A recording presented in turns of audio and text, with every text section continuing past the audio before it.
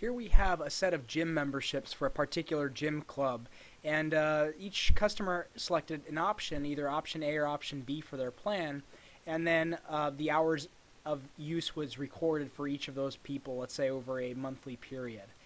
So here I have calculated the average of those, which is about 15.7 hours on average.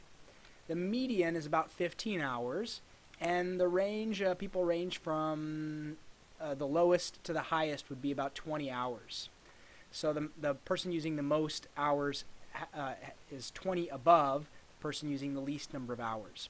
Now let's say we want to actually observe what happens based on the different plans selected. So maybe this is the stuff for the overall data set, but I want to know how does that vary across different options. So I'll do two techniques for answering this question. The first is we're going to highlight the entire set of data along with the labels for each of those columns. That's really important. You got to have the labels.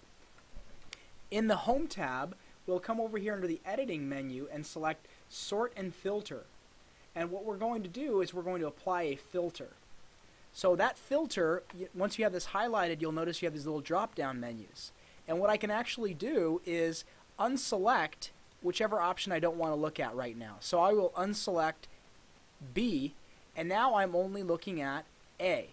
Now you'll notice that kind of messes things up a little bit because one of my rows disappeared here, but I'm only going to do this long enough to highlight these values. I'm going to copy it, and I'm going to paste it off to the side somewhere where it's not going to be in the way.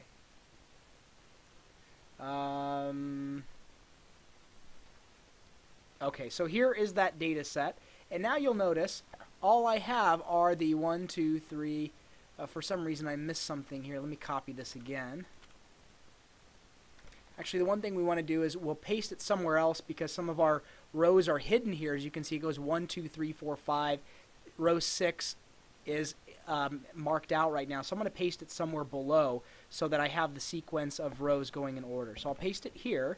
Just do the Control V, and now what I'll do is I'll come back to the filter and say, well, now just show me the B options, and again I'm going to highlight that data, copy it, and I'll paste it somewhere over to the side, again underneath my filtered table. Now what I'll do to turn off that filter is click Clear, and the filter is has been undone, and I'll uncheck the filter button so that those little arrows disappear.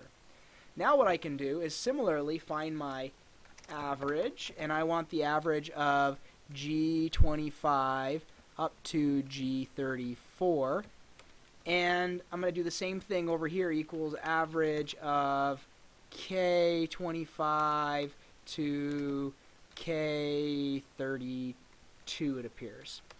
And you'll notice right away I already see that the hour usage between the two groups varies considerably. The B plan guys use the gym for less hours than the A plan folks. Now here's another way to do this, and this method is a little faster. We will insert what's called a pivot table, and a pivot table is a great little feature in Excel. So what we'll do is we'll highlight the original table again. We'll go over to the Insert tab, click on Pivot Table. It should highlight, you should see this kind of flashing. We'll create the pivot table in a new worksheet. That way, because this is such an organic table that if you change something, the table could shrink or expand. Now we want to look at selected option, and we'll put that under row labels. So all that does is for our rows, it'll label them row A and row B. Now the value that we want to count is actually the hours used. So what we'll do is we'll drag and drop the hours used, and right now it gives us the sum of the overall hours used by each of the two groups. We don't want the sum of the hours. We don't care how much they use combined, because you'll notice if we go back to the original sheet, there wasn't the same number of people, so of course one group will be slightly different than the other.